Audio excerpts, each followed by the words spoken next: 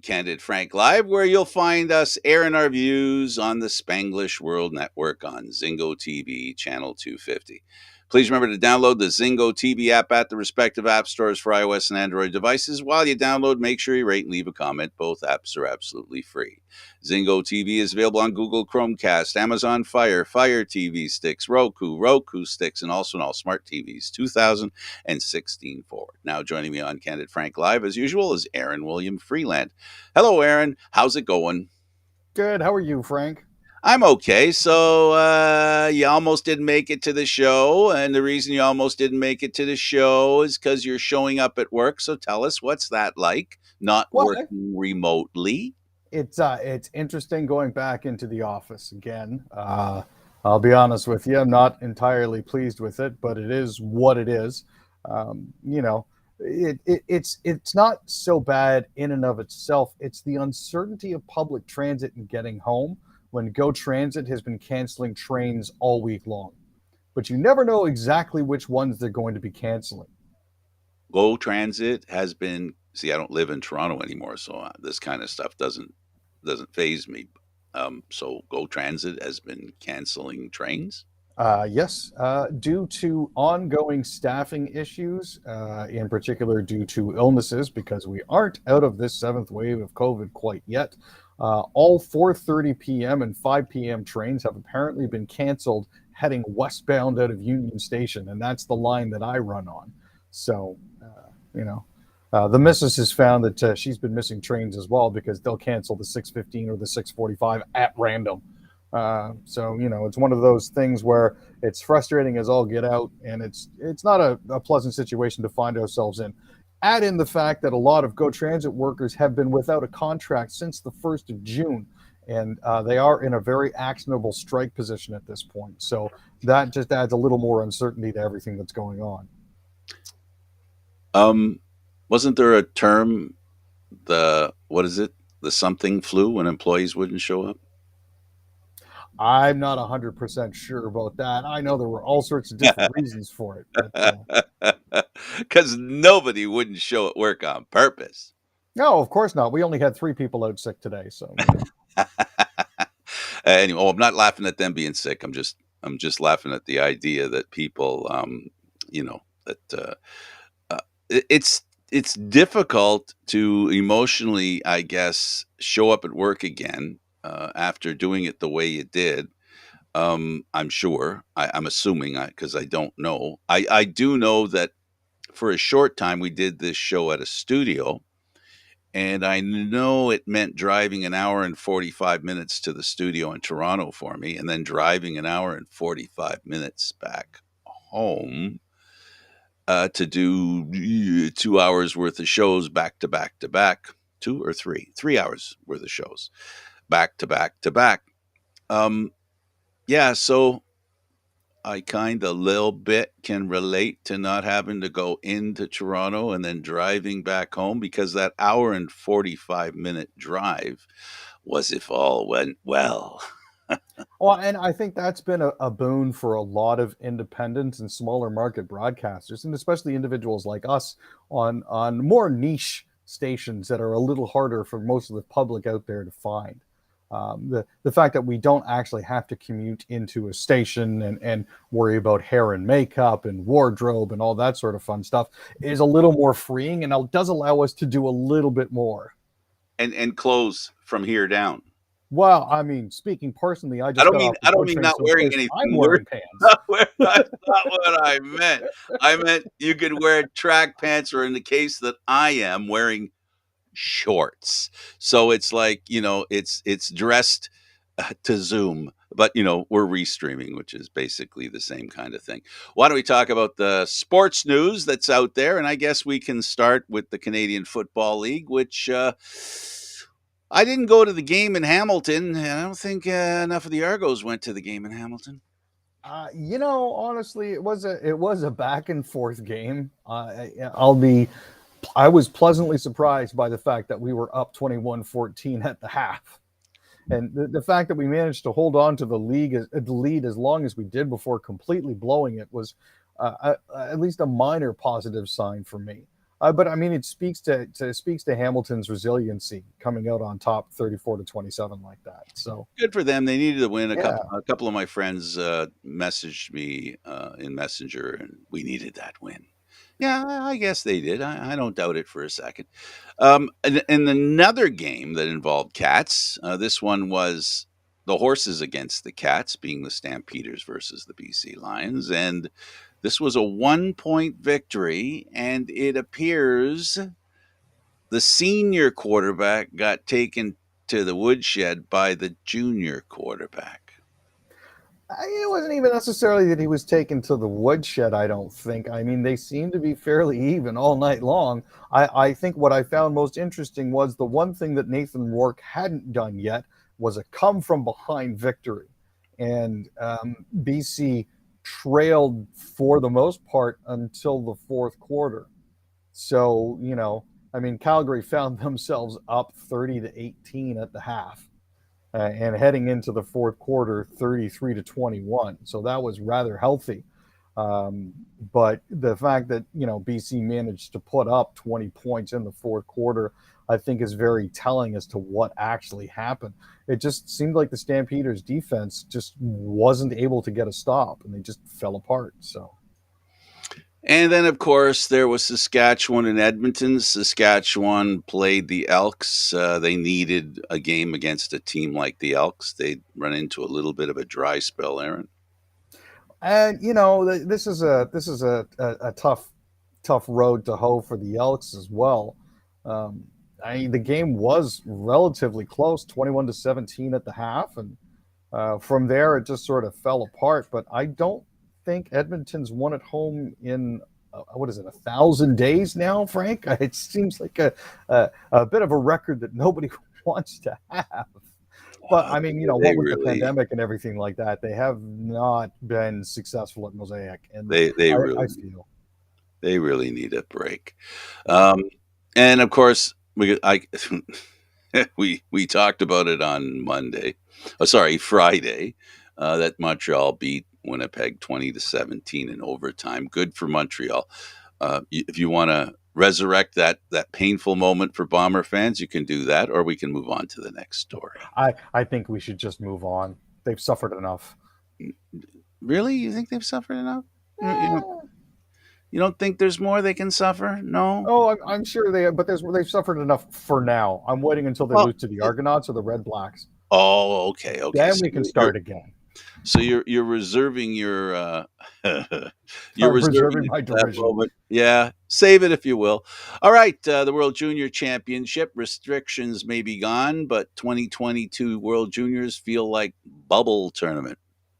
Yeah, and they're running into a lot of issues with attendance. Um, you're looking at Rogers Place in Edmonton, and the first couple of games, I mean, Austria and Sweden faced off to a game yesterday with under 100 people in attendance. And in a place as big as that, it just sounds like a tomb. Um, the problem is they're looking at attendance in Calgary in 2012 had 455,000 fans roll through. Admittedly, a decade ago, prices were lower. There was no pandemic, but at the same time, this is a chance for all of those freedom-loving folk who don't like wearing masks in Alberta to finally get off their duffs and see some genuine sports and watch Canada kick butt, and they're not showing up in the stands, and it's quite frankly disappointing. It is what it is. So the U.S. beats Sweden 3-2. Yeah, and they kept their 4-0 record. So that's Canada and the USA right at the top again. Canada is 3-0, USA is 4-0. Canada's last remaining game in the round robin, at least, is tonight. So we're going to get into the important games, I suppose you could say, after that. Canada did beat Czechia. Yeah, it was a rather convincing 5-1 win on Saturday. I was flipping back and forth between the Argos game and this. But Mason McTavish got himself 2 goals. Kent Johnson scored what I think was the goal of the tournament, and they survived a brief scare during the first period. So it's the team seems to be gelling. They're not complacent. They seem to be taking this game a little more seriously than teams in the past have, and I have faith that we're actually going to get past the first round unscathed. Take a look at the standings and tell me what you think and what it might lead to. Well, again, Canada 3-0, Finland at 2-1, Latvia at 1-1-2, Czechia at 1-1-2, and Slovakia at 1-0-1-0-3. That rounds out Group A. On the other side of the board, Austria is 0-4, Switzerland is 1-3, Germany is 2-1, Sweden is 2-1, and the United States are 4-0. The powerhouses are where they're supposed to be. The mid card are where they're supposed to be, and the rest of the pack And is. Germany's the sleeper team in this thing. Oh, they definitely are. They've got. I think they've got some surprises up their sleeves that Canada may not necessarily be expecting. They and So Switzerland have done a lot of improvement over the years, and they yeah, really have, kicked the top four a little bit around, right? Or should I say five? and Uh, Latvia finally won a game too. So I'm really yeah, happy to see yeah. that. So It's huge improvements for them. absolutely, absolutely. Let's talk about the Blue Jays. Wow. Uh, the Jays have not played well, but in the last game they did okay. Hernandez homered to give the Jays a victory over Cleveland. No, that was the Saturday game. So Zach Pop, Adam Simber, Anthony Bass, Hemi Garcia, and Jordan Romano are really a big reason why they managed to stop a three-game skid by winning 2-1 against the Guardians on Saturday. But Cleveland was up 1-0. Mitch White found himself in trouble. And then they John Schneider started said, another one. let's go to the bullpen. Oh, We'll see if we can pitch our way out of this. And it turns out, yeah, we could. But then, unfortunately, on the Sunday, a Canadian import to the Guardians had a couple singles in their 7-2 win on the Sunday afternoon. So, yep, the Canadians um, and the Guardians have had a real good series against the Jays. This one and yeah, the previous one. for some reason, Canadian hitters just love coming home to Skydome. I'm not sure what. Absolutely. Sorry, Rogers Center. I'm just not sure what it is. Uh, I guess it's they're drinking the water again. I guess I don't know. Let's talk about the Padres and Fernando Tatis, suspended 80 games. Won't argue the point. Will take his suspension in stride. Yeah, so this is coming from a little earlier in the week. Fernando Tatis Jr. was actually rehabbing a wrist fracture, but ended up testing positive for clostebol, which is apparently a performance enhancing substitute, which was part of a medication regimen that he was taking. So they announced that 80 game suspension. Fernando Tatis was going to contest it, but he said, "Look, um, I had the opportunity to check to make sure that the drugs that I were taking were good. I did not, so that's on me. I was going to appeal, but I'm not." Now, this has led to a lot of speculation as to whether or not the Padres are going to try to keep him around. I mean, he just signed a 14-year, $340 million contract ahead of the 2021 season. But his season is now over. He's had issues like this in the past with irresponsible behavior and alienating members of the locker room. Some of his teammates that they interviewed said, well, we're doing all right without him. We don't necessarily need him. Yikes. So I'm not sure if this is the start or the end, but it's definitely not a situation that you ever want to see yourself in. Well, it's a two-handed contract. He's got to drag around with him, so it won't be that easy Mm-hmm. to get rid of him. FIFA. Speaking of drugs, banned two for doping. Yeah. This is, they said El Salvador forward Eric Alejandro Rivera tested positive for, of all things, clostebol after a 3-0 loss to Canada on September 8th. And Sabri Ali Mohammed of Djibouti tested positive for testosterone following a 4-0 loss to Algeria on November 12th. So both of these individuals have received 4-year doping bans, which means they're not able to participate in the next World Cup and will not be able to play again until October 5th, 2025 and January 11th, 2026, respectively. Lisa Laflamme will be replaced by Sakadina. Lisa surprised by contract evaporating for her.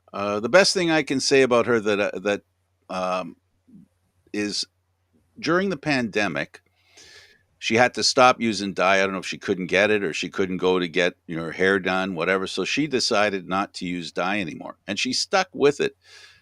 Kind of an interesting thing to think about. We're all so worried with how we look, right? She kind of I was a great example of just basically being who we are, and coming from a television personality. I found that interesting and good for her. Unfortunately, I'm not saying it's her age that meant she didn't get a contract, but they did say they wanted a change. So, you know, the change is she's out, Sakadina's in. Well, I mean, they did say changing viewer habits, which is sort of a nebulous sort of What the heck does that catch-all mean? for exactly. This is one of those we kind of want you out, so we're going to say something that's relatively plausible. But I find it upsetting that at the age of 58, she's gone, but they're still clinging to people like Rex Murphy, Barbara Kay, Andre Coyne, all of whom are older than her. And I But she is central, right? She is the person that stands out the most. She's at the top of the pecking order.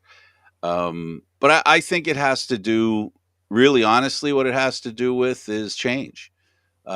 Is it change for what reason? I'm not a mind reader, but definitely it is definitely about change. That you can read between the lines in that one and the message from CTV. Well, for what reason? The only way to determine what change are we talking about. If you look at who replaced her, and you look at her, and in these days you would think it would be the other way around, a man being replaced by a woman. But this is kind of new territory, and I'm not saying anything other than appearance, because I don't have any information to mention. I'm just saying it's slightly counterintuitive, Aaron, with what we're accustomed to nowadays. Well, I factor into that Omar Sachedina will be turning 40 this year. So there is an indication here that it is a bit of a youth movement. But if that's truly the case and they are planning on going that way, I would expect the rest of them to be out as well soon. Well, like I said, the top of the pyramid. We'll see how far down the pyramid this kind of thinking, if that's what it is, goes. Tell us about the CEBL, Aaron. Well, the Canadian Elite Basketball League, so you can still find some decent hoops action around. The Hamilton Honey Badgers actually denied a comeback by the Shooting Stars to win their first Canadian Elite Basketball League championship with a 90-88 victory over the Scarborough Shooting Stars. That played out on Sunday in Ottawa. Hamilton had actually lost in the 2019 and 2020 finals. They actually nearly blew a 20-point lead in the final minutes in Ottawa before managing to hold on. So this is great. Honey Badgers guard Caleb Agata was named the Canadian Player of the Year. Sank his first free flow to clinch the championship. So absolutely fantastic to see. They play out of the First Ontario Centre, which is where the Toronto Rock and the Hamilton Bulldogs play. So if you do have the opportunity, try to catch some of that because it's actually decent basketball. It truly is. And they have teams across the country. Exactly. So if you're Canadian watching based anywhere teams. in any corner of this country, there's a team near you, pretty much. Pretty much. Las Vegas, two dead as heaviest rainfall in 10 years falls. Las Vegas isn't a place where I would think about water being an issue, being around, surrounded by desert. The problem is, though, that so much of downtown Las Vegas is concrete. There's nowhere for it to go. There are no real dirt or plant areas to soak up a lot of what comes in. So you have these gigantic concrete spillways essentially down the middle of the city, and it's gonna happen. There was water pouring through the pot lights at Caesar's Palace. There was flooding coming through video screens at Planet Hollywood. It's one of those. I mean, I guess you could have seen this coming, but a lot of flooded streets, a lot of bus drivers actually doing pretty decent jobs at taking care of everything. But yeah, it definitely seems like I, w- biblical vengeance on the city of sin. I was there, Aaron, and a lot of the city is underground, below ground level. Yeah, which is again another issue when it comes to flooding. Absolutely, it can be dangerous, and two people died. Yeah. It's a terrible thing. Again, is it because we're having changing weather patterns? It was 10 years. It's the worst in 10 years. That's not an indication of changing weather, but it is what it is. Let's talk about Canada. And international partners had concern about Canada's ability to handle convoy protests. So this goes all the way back to the protests last February that involved them group of folks honking their horns and setting up hot tubs in the middle of winter. The issue that we came across is that during several cabinet meetings, international partners had warned Canada that they were worried that we wouldn't be able to control the situation. Part of this is what led up to Canada invoking the Emergencies Act in and around February 14th to try to control that and get the situation down. Um, so, cabinet, senior government, military, and RCMP officials were told there was a possibility of engagement with the protest leaders and even a potential breakthrough in clearing the protest. But the continuing unrest is still ongoing. I don't know if you heard about this, slightly unrelated, but the Queen of Canada was leading a protest in Peterborough where several of her followers tried to commit citizens' arrest against Peterborough police officers, while also attempting to call the Canadian military to hold these Peterborough police officers to account. For Crimes against humanity okie dokie. and All right. enforcing mask mandates. Let's go to the next one, and that's based on mask mandates. Yeah. Ontario home buyers stunned by extra $175,000 charge from a developer. Yeah, so Briarwood Development Group has told a lot of people you can either pay the extra 175 grand or we'll give you your deposit back and you can try to rebuy the house. This is after continuing and ongoing delays, kept going and going and going and building and building and building, starting in about December of last year. Okay, last story. Judge suspends 2 articles of Quebec's new language law, citing access to justice. So Quebec's new language law was basically designed to quash services in English.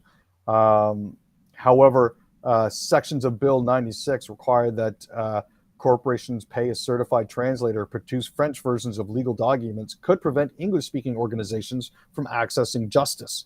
So Quebec Superior Court Justice Chantal Corriveau ruled that this is in violation of the Constitution Act that guarantees access to the courts in both official languages. Quebec, you can't do that.